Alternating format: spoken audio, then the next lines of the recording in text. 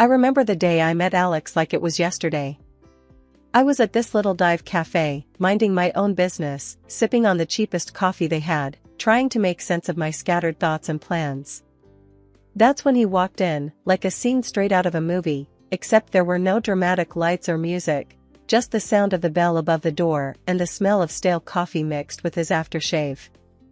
"Is this seat taken?" he asked, pointing to the chair across from me with a smile that could knock you off your feet. "Looks free to me," I replied, trying to sound cool and not at all flustered by his sudden appearance. We started talking, and damn, it was like we were cut from the same cloth. He was into all the junk I was, from binge-watching the same trashy series to arguing about the best pizza topping. It's pineapple, fight me. Fast forward a bit, and we're dating. Not just casual meetups, but the real deal.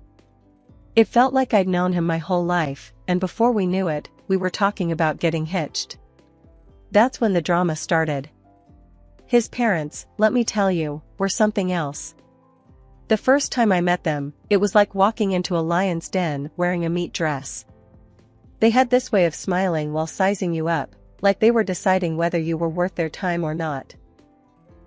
"So, you're the girl Alex can't stop yapping about," his mom said, her voice dripping with something that was definitely not warmth. "Guilty as charged," I shot back, trying not to let her see she got to me. "They laid down the law pretty quick, telling us we needed to sign a prenup. Now, I ain't no gold digger, and I sure as hell don't need anyone's money, but that rubbed me the wrong way. I'll sign your prenup," I told them. "But I've got one condition. If one of us cheats, the cheater pays up 100 grand. Alex looked like I'd slapped him with a fish. "Babe, I'd never cheat on you," he said, all wide-eyed and serious. Yeah, well, my ex said the same thing before I caught him with his pants down, literally. "So, it's this or nothing." He agreed, and his parents did too, though they looked like they'd swallowed lemons. We thought that was the end of it, but boy, were we wrong. One evening, we were cuddled up on the couch, a tradition we had started since moving in together. We had this old, rickety couch that we swore we'd replace, but never did because, somehow, it had become our spot. The TV was on, but we weren't watching. We were too busy making plans for a trip to Italy we knew we couldn't afford but were determined to make happen. "Alex, think about it.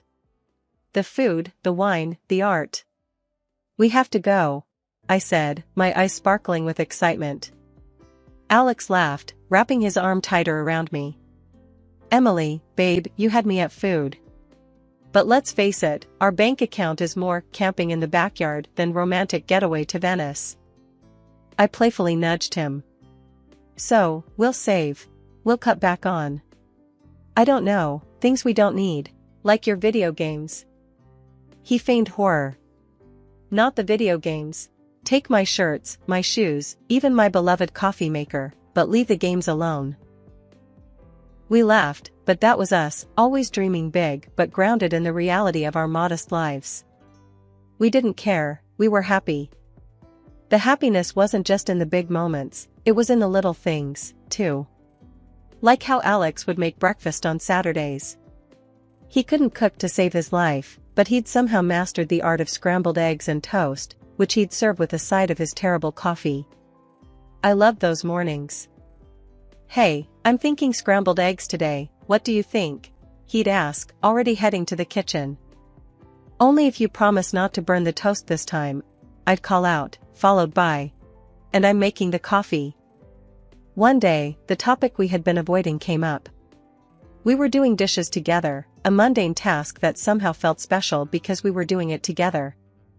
"Emily, we need to talk about, starting a family," Alex said, breaking the comfortable silence. I paused, a plate in hand. "I know. It's scary, isn't it? What if we can't?" Alex turned to me, drying his hands on a towel. "Then we'll deal with it, together. But we won't know until we try, right? I mean, how hard can it be?" I laughed, a mix of nerves and love. Famous last words, babe. But that's how it was with us. No matter what we were facing, we faced it together. Even when his mom started dropping not-so-subtle hints about grandchildren every chance she got, we took it in stride. "Emily, darling, when are you going to give me some grandbabies? You're not getting any younger, you know," she'd say, her voice sweet but the message anything but. I'd bite my tongue, smile, and say, "We're working on it, aren't we, Alex?" And he'd jump in, "Yeah, Mom, lay off, will you? These things take time." But as the year went on, the pressure started to build, not just from his mom, but from within. We wanted a family, but it wasn't happening as easily as we had hoped. Ever since Judy found her new hobby of making my life a living hell, our home turned into a battleground, and the main weapon was her sharp tongue. It wasn't just about the occasional jibe anymore, it was an all-out war, with daily assaults on my self-esteem and role as a wife. It all spiraled one Sunday lunch, a day that was supposed to be laid back and peaceful. Judy, with her uncanny timing, dropped by uninvited, just as we were about to sit down. The air was tense the moment she walked in, her eyes scanning the room like she was about to conduct a military inspection. "Well, isn't this quaint?" she started, her voice dripping with sarcasm as she looked at the modest spread I'd prepared. "You really outdid yourself, Emily. I can see you've been slaving away in the kitchen all morning." Her eyes briefly met mine, a smirk playing at the corners of her mouth. Trying to keep the peace, I forced a smile. "It's nothing fancy, Judy. Just something simple and quick. Please, have a seat." As we sat down, the barrage began in earnest. "You know, Emily," Judy said, loading her voice with condescension, "I was talking to Mrs. Henderson the other day, and she mentioned how her grandson was just born. It got me thinking, when are you and Alex going to give me some good news? It's not like you're getting any younger." I felt my cheeks burn, a mix of embarrassment and anger. I glanced at Alex, hoping for some support, but he was suddenly very interested in his plate. "Mom, come on," Alex finally muttered, but it was half-hearted, and we all knew it. Judy plowed on, relentless. "And Alex, dear, I don't mean to be cruel, but you're not a charity. You work hard for your money. Why waste it on Emily if she can't do her basic duties as a wife? A cleaning service and a cook would be much more efficient, don't you think?" That's when I couldn't hold it back any longer. "Judy, I am trying my best here. It's not like I don't want to have kids. And as for the house and my cooking, well, I didn't realize marriage was a service contract." Judy scoffed. "Well, it's not a free ride either.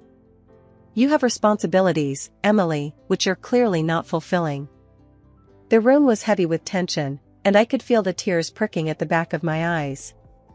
But what hurt the most wasn't Judy's words, it was Alex's silence. He finally spoke up, but it wasn't to defend me. "Yeah, Mom has a point. Maybe we should consider getting some help around here. Would make things easier for you, too." "Easier for me?" His words felt like a betrayal. It was clear I was on my own in this. Over the next few days, Judy's visits became more frequent, and with each visit, her criticism grew sharper. She'd inspect the house, pointing out every speck of dust or a pillow out of place. "You call this clean?" she'd scoff. My eyes must be deceiving me, because this looks like a pigsty. Then came the comments about my appearance. "Is that what you're wearing? You know, a wife should dress to please her husband. It's no wonder Alex is always so tired, he has to come home to this." I tried to fight back. "Judy, I don't dress for Alex, I dress for myself. And he's always so tired because he works hard, not because of what I wear." But it was like talking to a brick wall. Judy had made up her mind about me, and nothing I said or did would change it. Alex's stance, or lack thereof, was the biggest blow. Each night, after his mom's departure, we'd argue. "Why won't you stand up for me, Alex? She's walking all over us, and you're just letting her." "Emily, she's old, set in her ways. What do you want me to do, kick my own mom out?" "No, but I want you to be my husband, to stand by me, not her." It was clear this was more than just about Judy's disapproval. It was about us, our marriage, and whether we were strong enough to stand together or let Judy's criticisms tear us apart. As the days turned into weeks, I realized that this wasn't just a phase. It was a full-blown siege, and if we didn't do something soon, there might not be anything left to save. Things between me and Alex had been icy since Judy ramped up her campaign of critique. But it wasn't just the home front that was feeling the strain. Alex himself had started acting weird, and not in a he's just stressed at work kind of way. It was something else, something that made my stomach twist in knots. It started with the phone calls. Alex had always been pretty open about his phone, we didn't keep secrets from each other.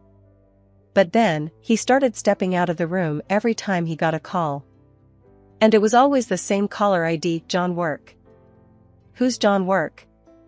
I asked one evening, trying to keep my voice casual. Alex flinched, a telltale sign that he was on edge. "Oh, just a new guy at the office. Lots of questions, you know?" But it didn't stop there. Alex, who was as far from a fashionista as you could get, suddenly started caring about his appearance. Gone were the days of graphic tees and worn-out jeans. Now, it was all crisp shirts and slacks. And cologne, he was using cologne now. Since when did he care about smelling like a department store? "What's with the new look, Alex? Got a job interview or something?" I joked one morning, watching him comb his hair in a way I'd never seen before. He just smirked, a little too quickly. "Just felt like changing things up." No harm in that, right? And the late nights at work, they were becoming a regular thing. "Another long one, babe?" I'd text, trying not to sound too needy. "Sorry, Em. This project is killing me." "Won't be late, I promise," he'd text back, but the clock would tick well past midnight before I heard his keys in the door. I tried to shake the feeling that something was off, but it clung to me like a shadow. That's when I decided to hire a private detective. It felt like something out of a bad TV show, but I had to know for sure. The evidence came in a plain brown envelope, the contents as damning as they were heartbreaking. Photos of Alex with another woman, their intimacy undeniable, captured in frozen moments that shattered our years together. But it was the recording that cut the deepest. Their conversations, filled with endearments and plans, left no room for doubt. They were in love, or at least, he was with her. I sat there, the evidence spread out in front of me, a cold realization settling in. This was it, this was the proof that could anchor me in a stormy divorce, should it come to that. Photos that caught moments stolen from our life together, and words that betrayed every "I love you" he had ever whispered in my ear. But I kept it all a secret, a painful burden I chose to carry alone. I wasn't ready to confront him, not yet. I needed a plan, a way to navigate the wreckage of our marriage with my dignity intact. The following days were a blur. Alex continued his charade, and I played along, the perfect wife with a smile plastered on my face and a heart breaking silently. Our conversations became a dance around the truth, each word measured, every laugh forced. "Everything okay, Em? You've been quiet," Alex would ask, his concern seemingly genuine. "Yeah, just tired, you know? Work's been crazy," I'd reply, the lie tasting bitter on my tongue. It was just another mundane day, or so I thought, until I stumbled upon a conversation that would change everything. There I was, passing by the slightly ajar door to Alex's office, when their voices caught my attention. It was Alex and his mother, Judy, and they weren't just chit-chatting. The tone was serious, heavy with intent. "I'm telling you, Mom, I can't do this anymore. It's not just about the kids, I've lost all feeling for Emily. It's like we're roommates, not husband and wife." Alex's voice, strained and tired, floated through the gap. Judy's voice, ever so sharp, replied, "Well, of course, you feel that way. She's not given you a child, and let's be honest, what else has she brought to this marriage? But let's not be hasty. My 70th birthday is coming up, and we wouldn't want to miss out on a generous gift from her, now would we?" The cynicism in her voice was like a knife twisting in my gut. They were plotting against me, using me until they deemed it convenient to throw me aside. And after we get a nice, expensive gift, we can kick her to the curb, right? Alex said, his voice cold and calculating. Exactly, dear. Just bide your time a little longer, Judy confirmed, her voice dripping with malice. I stood there, rooted to the spot, a mix of shock and anger boiling inside me. They were planning my exit from this family as casually as one would plan a grocery list. The hurt was deep, but it sparked something else in me, a burning desire for revenge. They thought they could use me, discard me at their convenience? I'd show them I wasn't just some pawn in their twisted game. A few days later, during a family dinner that felt more like a farce than a meal, Judy brought up her upcoming birthday. With the same smirk that I had come to despise, she leaned in and asked, "So, Emily, dear, what are you planning for my birthday? Something special, I hope." I met her gaze, my face a mask of calm. "Actually, Judy, I was thinking of throwing you a dinner at the city's most luxurious restaurant. A night you won't forget." Her eyes lit up with greed, and she exchanged a quick, satisfied look with Alex. They thought they had me cornered, but little did they know, I was already 2 steps ahead. "Oh, Emily, that sounds delightful. Just close family, you know. Keep it intimate," Judy said, her voice oozing fake sweetness. "Of course, Judy. It'll be our pleasure," I replied, the words tasting like ash in my mouth. The weeks leading up to Judy's 70th birthday felt like a slow march towards D-Day. Every smirk from her, every indifferent shrug from Alex, fueled my resolve. The plan was simple yet bold, just like the movies: host a lavish dinner at the city's most luxurious restaurant under the guise of a loving gesture, then drop the bombshell. But, like any good plot, the devil was in the details. The night before the party, the tension at home was palpable. Alex, oblivious to the storm brewing, was casually lounging on the couch, scrolling through his phone. "Everything set for tomorrow?" he asked, not looking up. "Oh, you could say that," I replied, my tone light, belying the turmoil inside. The day arrived, and as guests started to fill the opulent dining room reserved for Judy's celebration, the air was thick with anticipation. My heart raced, not from nerves, but from the adrenaline of what was about to unfold. Judy, ever the queen bee, basked in the attention, lavishing in the luxury of her surroundings. "Oh, Emily, you've outdone yourself. This place is exquisite," she exclaimed, her voice loud enough for nearby tables to hear. As we all settled in, the meal proceeded with the kind of forced merriment that comes with such family gatherings. Laughs were shared, stories exchanged, and then, as the dessert plates were cleared away, the waiter approached with the final act of the evening, the bill. He leaned in, discreetly informing us the dinner cost was $3,000. Without missing a beat, I handed over my card, the gesture unnoticed by most. It was then Alex, with a smirk that didn't reach his eyes, decided to drop his bombshell. "Emily, I think it's time everyone knew. I'm tired of this, of us. I want a divorce." The words hung in the air, a toxic cloud that seemed to suffocate all other noise in the room. Before I could even process the full weight of his statement, Judy piped up, her voice sharp and unforgiving. "Well, then. Since that's out in the open, I think it's best you leave, Emily. We're celebrating family tonight, and well, you're no longer part of it." The room went deadly silent. Every eye was on me, waiting to see how I'd crumble. But I didn't. With a calm I didn't feel, I stood, nodded, and walked out without a word. The cool night air hit me like a slap as I made my way home, the finality of everything that had happened washing over me in waves. By the time I reached his apartment, a plan formed. I packed my essentials, the numbness giving way to a cold resolve. This was it. The end of one life and the start of another. As I zipped the last suitcase, my phone started buzzing, a relentless, insistent vibration that I initially ignored. Curiosity, however, got the better of me. Judy's voice screeched from the other end. Emily. The payment didn't go through. You need to fix this now. The sweet, sweet irony.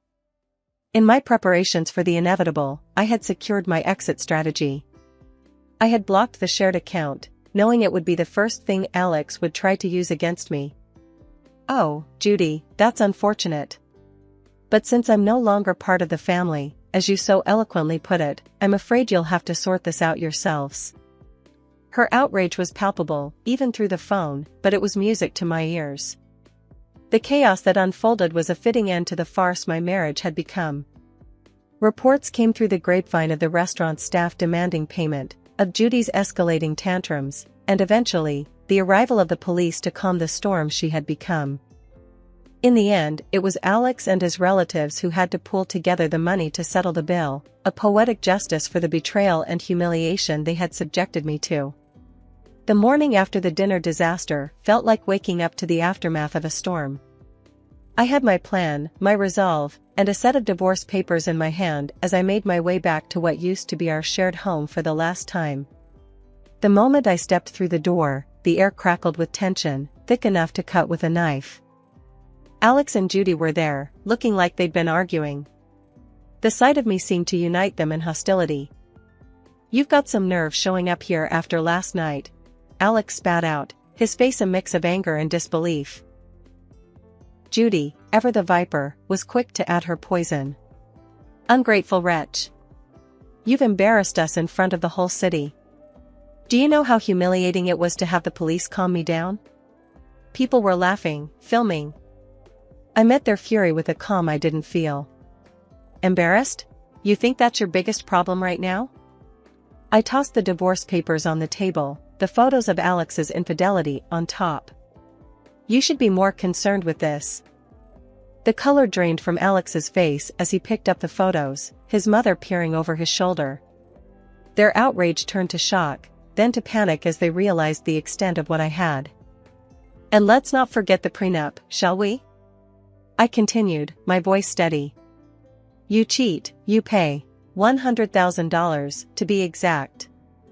Judy's face twisted into a snarl. "You wouldn't dare.